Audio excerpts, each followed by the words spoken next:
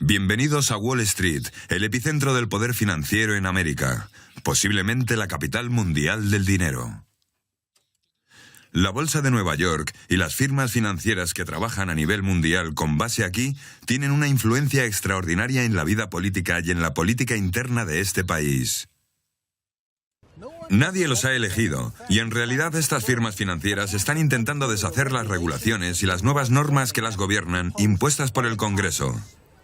La gente de Wall Street es solo una de las fuerzas enormemente poderosas que no elegimos, que operan en las sombras detrás de las cámaras. Son las fuerzas de los medios de comunicación, son las fuerzas de la industria y los militares, son las fuerzas de las cooperaciones. Y son las fuerzas que investigaremos en esta serie de televisión y nos plantearemos una pregunta que la mayoría de los medios de comunicación no plantea. ¿Quién gobierna América?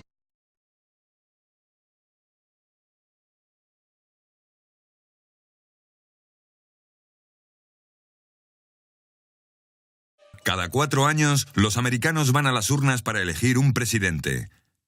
Es un ritual que se remonta a los padres fundadores de la nación en 1776.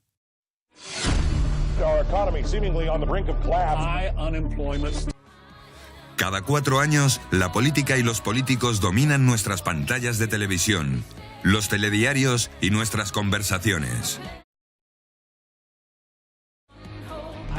Soy Ron Paul y apruebo este mensaje. El presidente Barack Obama se presenta para la reelección. Mitt Romney apoyó una exención fiscal a las grandes compañías petrolíferas, atacando a las normas de bajo consumo y a las energías renovables. Ataca y es atacado por los republicanos. Dijo que mejoraría esta economía en 3 años o que no se volvería a presentar a otras elecciones. Estamos aquí para comprobarlo. Los dos partidos están luchando en una guerra política, pero los expertos la consideran una carrera de caballos alimentada literalmente por miles de millones de dólares en contribuciones para sus campañas con fines propagandísticos. Bienvenidos al lugar donde los fallos políticos de un presidente calan hondo. Bienvenidos a Obamaville. La atención es para las personalidades políticas, no para las fuerzas que representan. Se paga a un gran número de comentaristas y encuestadores para decirnos quién va en cabeza y quién va detrás. Indudablemente, la atención es para los candidatos, no para las cuestiones principales, pero todo el mundo sabe que las campañas se llevan a cabo entre bastidores por estrategas profesionales, expertos de los medios y asesores políticos.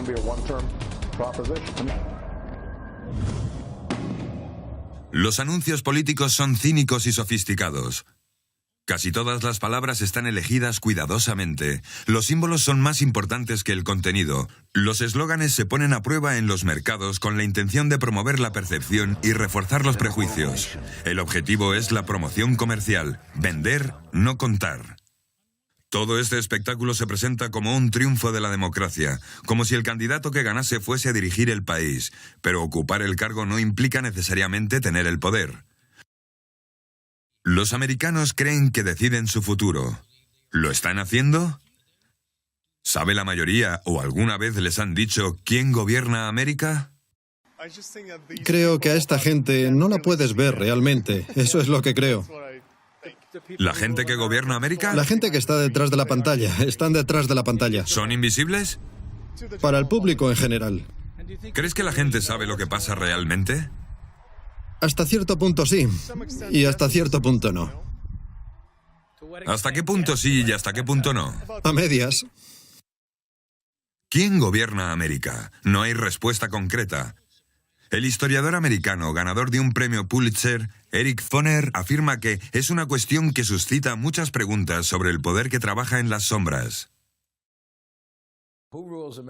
¿Quién gobierna América? Ya sabes, no hay un único grupo concreto que controle América, pero creo que no solo ahora, sino durante un par de generaciones, hemos tenido lo que el sociólogo C. Wright Mills llamó en los 50 una élite del poder. Un conjunto entrelazado de conexiones de gente de negocios, políticos y militares que determinan los parámetros de los cambios posibles. No es que gobiernen América de un modo conspiratorio.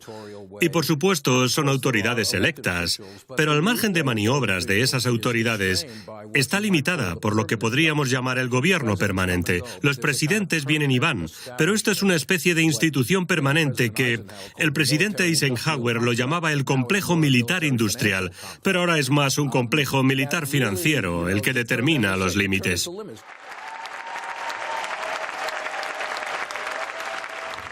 Somos el Left Forum, una reunión de intelectuales e investigadores progresistas y estudiantes que se celebra cada año aquí en Nueva York. Hay 1.400 ponentes este año. No coinciden en todo, pero coinciden en que América no es la democracia que afirma ser. Todos quieren saber quién gobierna América. El profesor de universidad Stanley Aronowitz escribe sobre la investigación de este hombre, C. Wright Mills, quien medio siglo atrás escribió sobre la existencia de una élite de poder que los activistas actuales denominan el 1% o la gente que controla las cosas. Su contribución al conocimiento de la naturaleza del poder en América es, en primer lugar, para identificar tres órdenes institucionales que juntas forman realmente la élite del poder. Una élite a la que, hablando en términos generales, no le importa la gente. No les importan las libertades democráticas ni los procedimientos democráticos. Estos tres grupos eran las instituciones corporativo-capitalistas, la militar, y la tercera era lo que describió como una de las capas superiores del directorio político, formada por los líderes nacionales, como el poder ejecutivo del gobierno, ni siquiera del Congreso. Dijo que el Congreso estaba en los niveles medios del poder. Realmente el Congreso no participa en las decisiones de guerra, políticas, económicas importantes y demás. Participa en cierto nivel, pero básicamente no tiene poder. Y dijo que eso ha minado realmente todo el pretexto del gobierno representativo y progresista. Este puede ser el motivo por el que en las encuestas recientes solo un porcentaje entre el 7 y el 9% de los americanos de ambos partidos creen que el Congreso, la denominada Casa del Pueblo, es representativo y capaz de solucionar los problemas del país. Si los políticos están atrapados en un punto muerto, polarizado y altamente partidista, ¿quién tiene el poder de decidir cuáles deben ser las prioridades y políticas del país? Le hemos preguntado a J.K. Fowler, un editor de The Mantle, una revista política. Creo que es extremadamente complicado y que no hay una respuesta concreta. Creo que están pasando un montón de cosas en América ahora mismo. Está siendo dirigida por el dinero y los intereses económicos en Washington. Pero creo que está teniendo lugar un movimiento emergente desde la base. ¿Hay una clase dominante en América o es un concepto anticuado? No, estoy convencido de que hay una clase, particularmente en Nueva York, pero no creo que... No están escondidos en alguna habitación buscando una forma de pensar o actuar. Es algo más estructural. Hay ciertos clubes a los que van. Hay ciertas calles en las que viven. Están interactuando entre ellos. Le hicimos esa pregunta a Erin Crowell, una madre de 30 años de la clase trabajadora de un pequeño pueblo en Wisconsin, que tiene 2 trabajos mientras recibe su educación. Si te pregunto, ¿quién controla América? ¿Quién gobierna América? ¿Qué es lo que piensas? La gente que tiene el dinero para hacerlo. Gente que tiene dinero y recursos para mandar grupos de presión a Washington. Nadie de mi ciudad puede permitirse mandar un grupo de presión y decir: Harley Davidson está amenazando con mover sus fábricas a China, a menos que le recorten el sueldo a todo el mundo, y pueden literalmente cerrar nuestro pueblo. No podemos permitirnos defendernos. ¿Sientes como ciudadana americana que tienes poder en este país? ¿Sientes como si tuvieras la habilidad para conseguir tu sueño? Siento que se está escapando.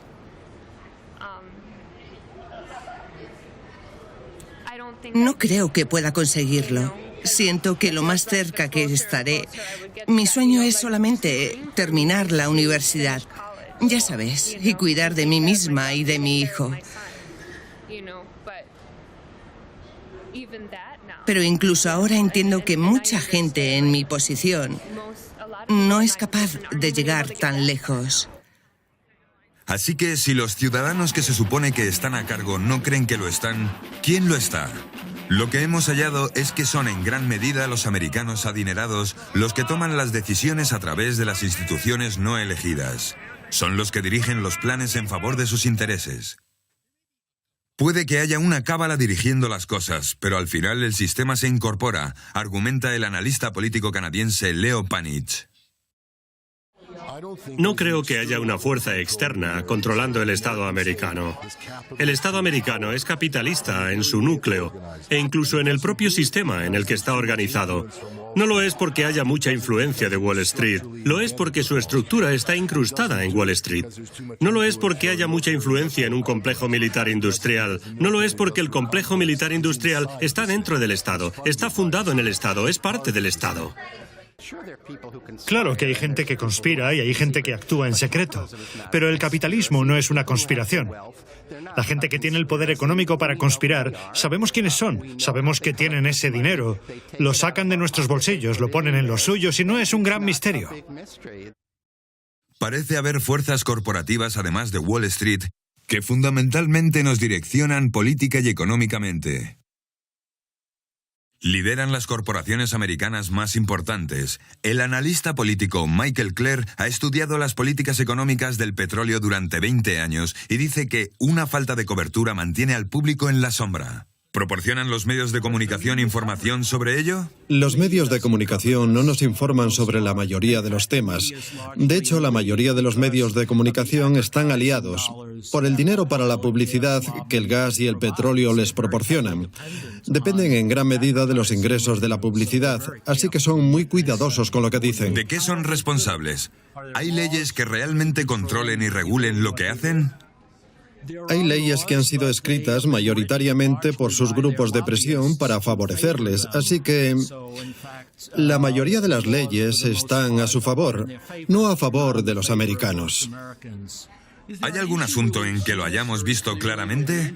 ¿Donde los intereses de la industria petrolífera y eléctrica estuvieran en conflicto con los intereses de los americanos? Bueno, te daré un ejemplo en el que la industria petrolífera ha estado presionando para perforar en las aguas profundas del Golfo de México y en la costa de Alaska. Han obtenido todo tipo de beneficios fiscales por ello y fueron capaces de perforar durante el periodo de Bush sin ningún tipo de vigilancia. Como consecuencia se produjo el desastre de la plataforma petrolífera Deepwater Horizon. La mayoría de los americanos sufren la industria petrolífera en dos sitios. En las gasolineras, donde los precios suben a menudo debido a la especulación, no solamente por la oferta y la demanda, y también en la publicidad en la televisión que pinta este negocio tan rentable de una manera muy positiva.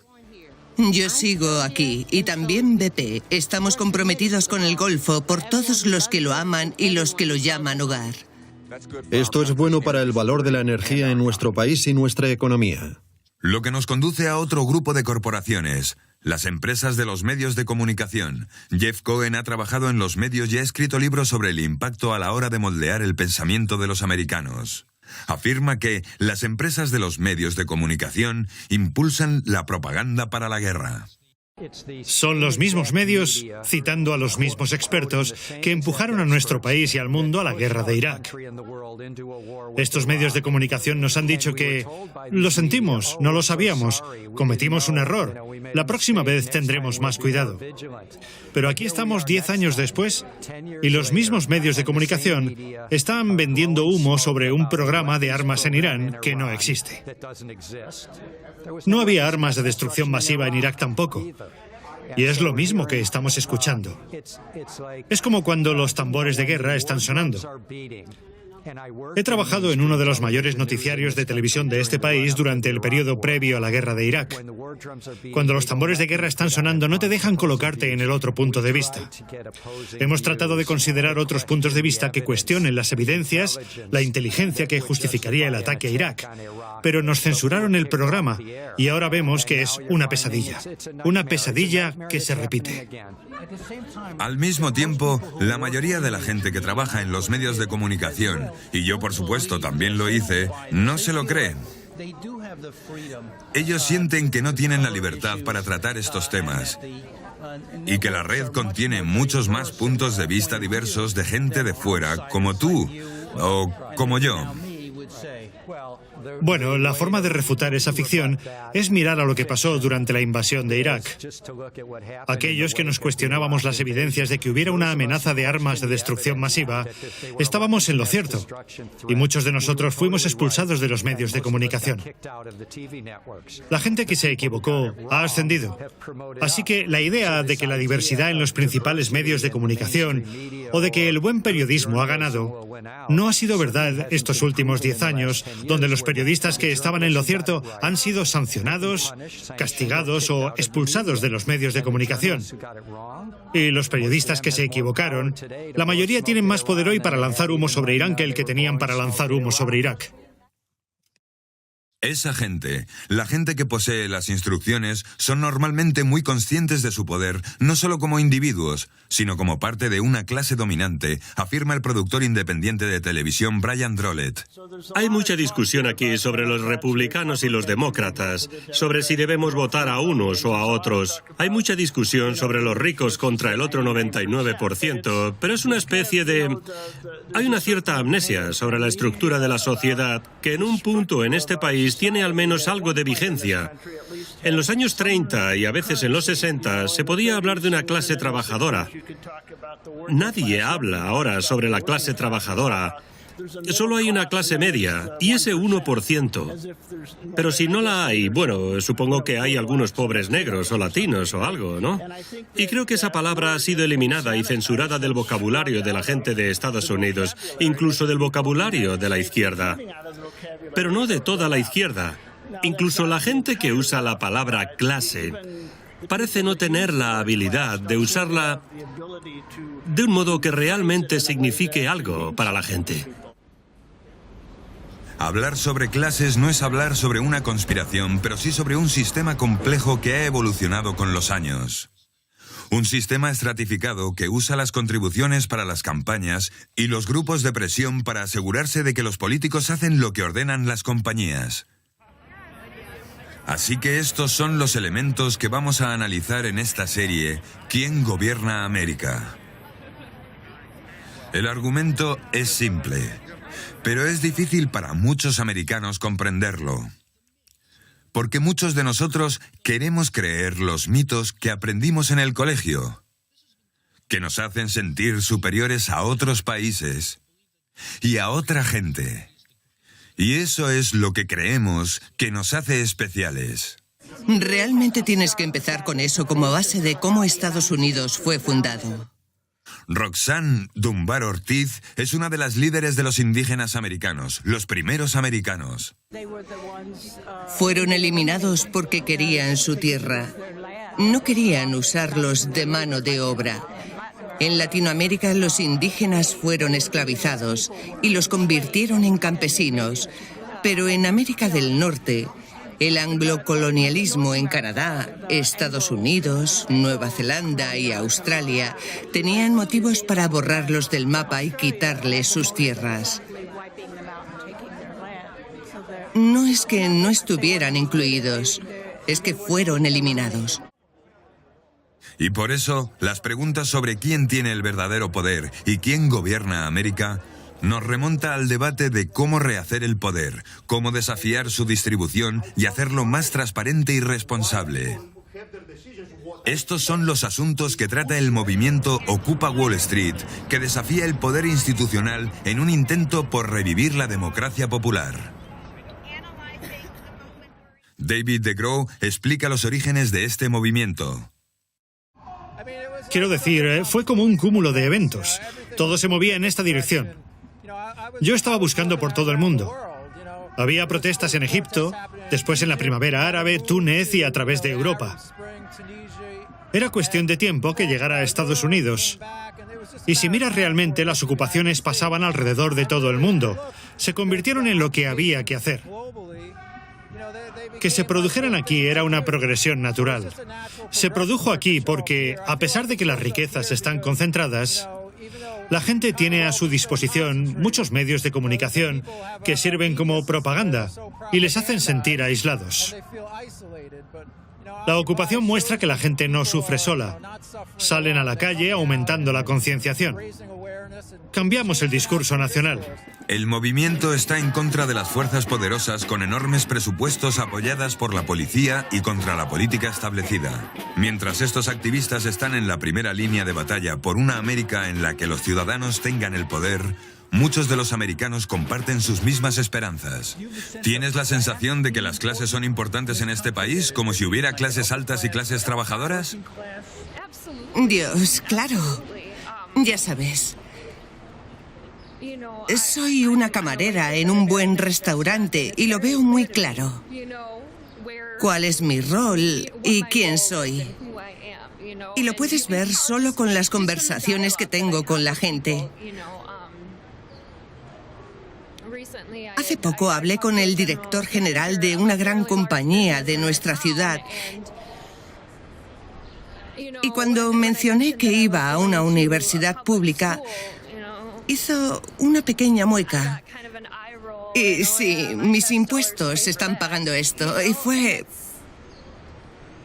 ¿Sientes que hay cierto rencor contra la gente trabajadora? ¿Como si no se merecieran lo que se les está dando?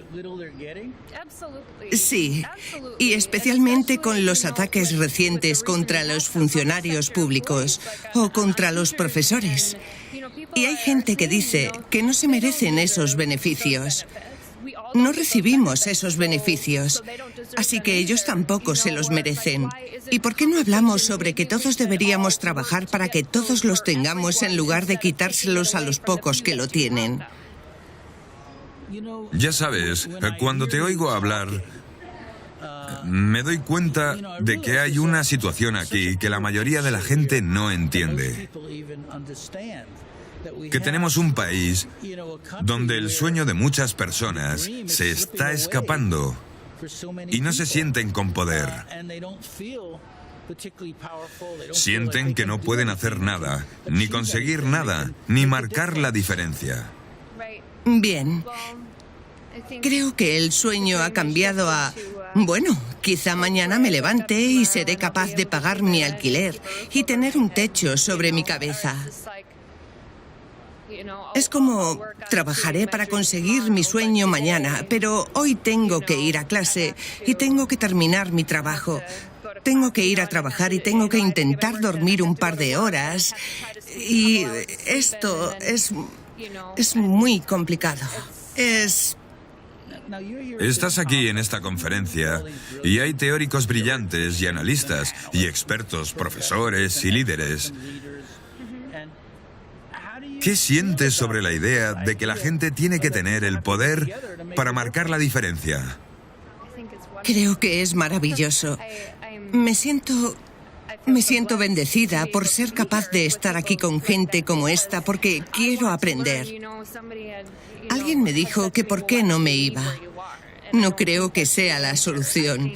Creo que es mi trabajo como ciudadana que se preocupa sobre estos asuntos, aprender de esta gente, aprender de estas mentes brillantes y así poder devolver el poder a la gente que no tiene acceso a estas cosas y enseñárselo y explicárselo.